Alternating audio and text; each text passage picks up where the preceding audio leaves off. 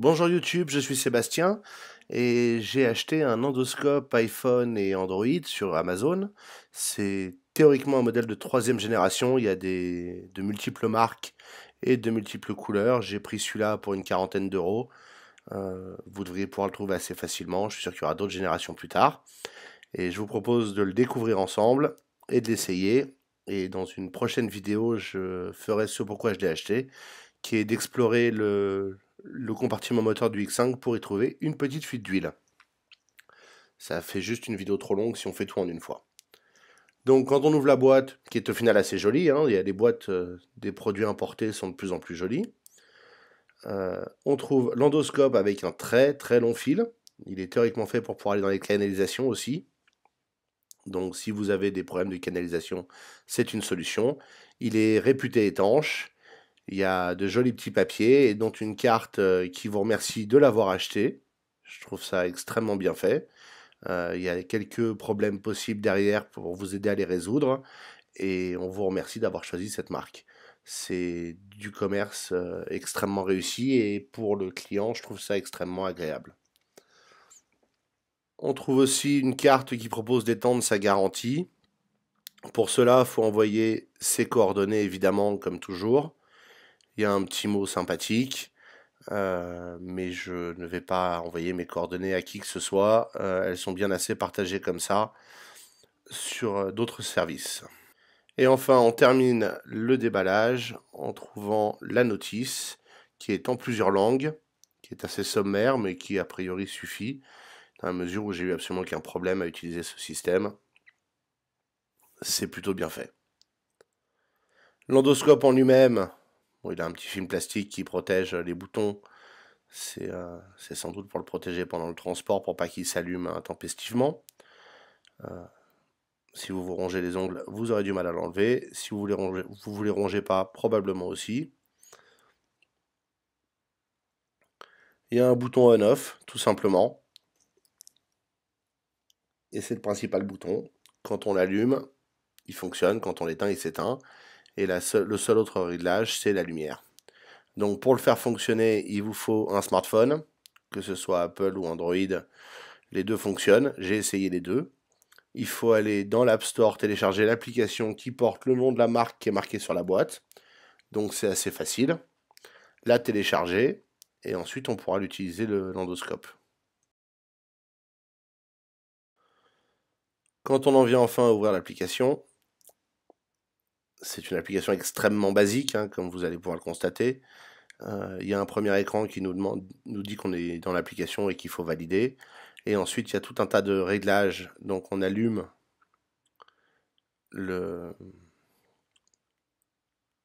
l'endoscope. Il faut activer le Wi-Fi puisqu'il fonctionne par Wi-Fi, donc pas de Bluetooth.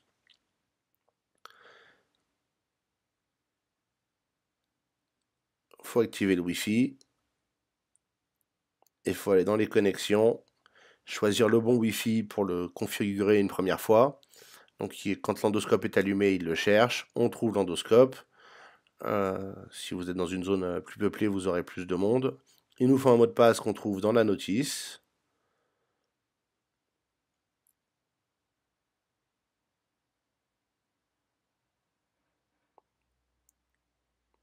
Et il est très technique. C'est une suite de chiffres. On valide. Ça se connecte. Alors la première fois c'est un peu lent, les fois suivantes c'est plus rapide. Et une fois qu'on est connecté, on peut revenir à l'endoscope et on a une image. Aussi simple que ça, en quelques minutes à peine, le système est configuré. Donc pour le coup, même si l'application est très basique, le basique ça a du bon parce que ça fonctionne. Comme vous pouvez le voir, j'ai une image. Alors la zone de focus de l'endoscope est assez courte, c'est en centimètres. Donc pour les plans larges, ils seront un peu flous, c'est pas grave. Si vous êtes trop près, ce sera un peu flou aussi, mais si vous êtes trop près, de toute façon, vous ne verrez rien. Et on a la petite molette qui nous permet de régler la luminosité de l'éclairage autour de la caméra au bout.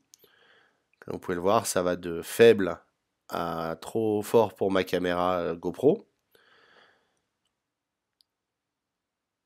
Et vous pouvez voir sur l'écran du Samsung que l'image est bonne, qu'on voit les choses, et quand on varie la lumière, ça varie réellement l'éclairage de ce qu'on regarde.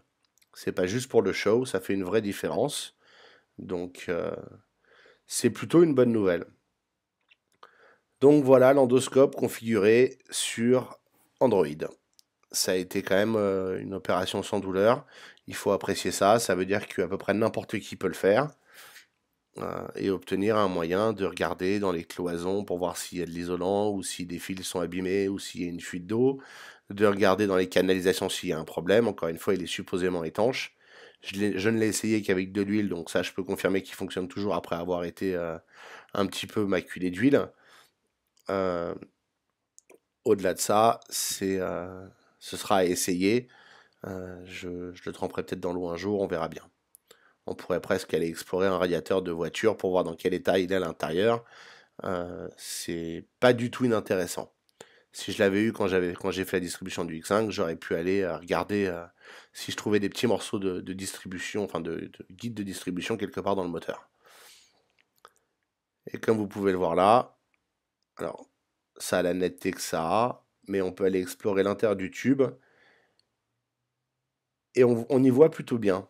Alors on n'y voit pas le détail parfait puisque ça reste une caméra de qualité moyenne dans le fond, mais je suis en train de regarder l'intérieur d'un tube. Alors celui-là n'a aucun intérêt parce qu'il n'y a rien à y voir, mais s'il y avait un blocage à l'intérieur, vous pouvez voir qu'en ajustant la lumière, enfin l'éclairage, on arrive à y voir un peu plus clair, comme quoi à fond n'est pas toujours la meilleure solution, et on pourrait voir s'il y avait un blocage dans ce tube.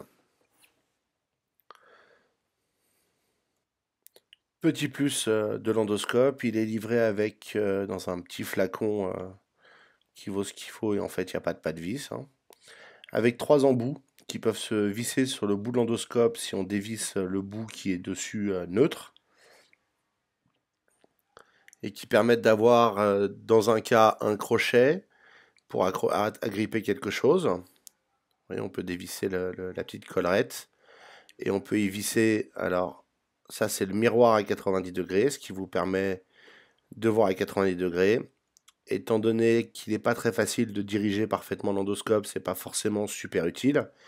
Là, il y a un plastique bleu dessus qui, qui protège le miroir mais qui empêche de s'en servir. Donc pour l'enlever, c'est un peu galère.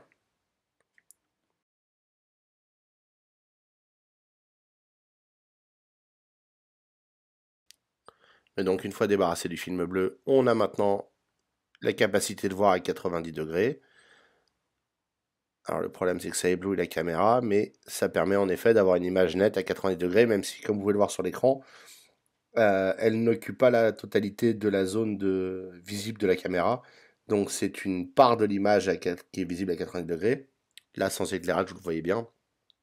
Et la caméra continue à filmer tout droit au-delà de ça.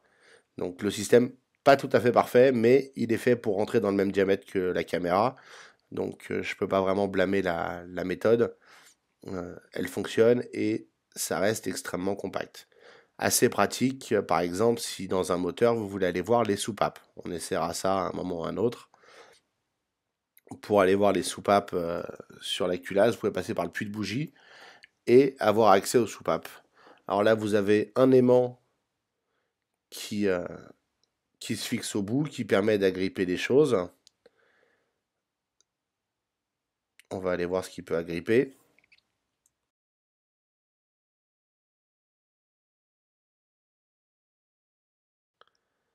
Si vous faites tomber votre clé de 10, il faudra aller doucement, mais vous pouvez la récupérer du fond du trou. C'est pas l'aimant le plus puissant. Après, c'est pas très compliqué de coller dessus un aimant plus puissant si besoin, mais c'est un aimant qui fonctionne. Et enfin, le petit crochet qui va aussi au bout de la caméra. Alors, il est évidemment dans le champ de vision, mais lui aussi vous permet d'agripper quelque chose et de le récupérer si vous l'avez perdu dans un trou. Je fais appel à tous ceux et celles qui perdent des alliances dans des siphons. Ça permet peut-être de le récupérer sans avoir à ouvrir, ce qui n'est pas négligeable. Et quand on s'en sert pas, il y a une collerette qu'on peut remettre qui n'a pas vraiment d'autre but à mon sens que de protéger les filetages et très très légèrement la vitre de la caméra, mais rien de plus. Donc voilà, c'est ce que vous pouvez voir. Vous pouvez enregistrer les images, vous pouvez prendre des photos aussi. Donc on peut faire soit une vidéo, soit enregistrer des photos. Petit détail, les vidéos, je n'arrive pas à les lire sur le Samsung dans l'application standard. Elles apparaissent comme fichiers illisibles. Néanmoins, une fois téléchargées sur ordinateur, elles fonctionnent parfaitement, c'est du à vie. Et sur l'iPhone, en revanche, puisque je l'ai aussi configuré sur l'iPhone, quand on enregistre, on peut relire les vidéos tout de suite, on peut zoomer dedans, ce qui est extrêmement pratique quand on cherche quelque chose, mais qu'on ne peut pas en même temps parfaitement surveiller l'écran et diriger la caméra. Je vous passe en vitesse le test sur l'iPhone pour le principe, et juste après, je vous montrerai la qualité des vidéos enregistrées. Et pour terminer, voici à quoi ressemblent les images qu'on enregistre avec l'endoscope. Comme vous pouvez le voir, le focus n'est pas de haute définition, c'est certainement pas du 1080 ou du 4K que vous pourriez regarder au cinéma. Néanmoins, vous avez une image de qualité correcte. Le plus dur est de diriger l'endoscope et d'identifier quel est le haut du bas. Mais le résultat reste tout à fait correct. Merci d'avoir suivi cette vidéo. Si elle vous a été utile, n'oubliez pas de vous abonner et de la liker. Et si vous avez des questions, les commentaires sont là pour ça.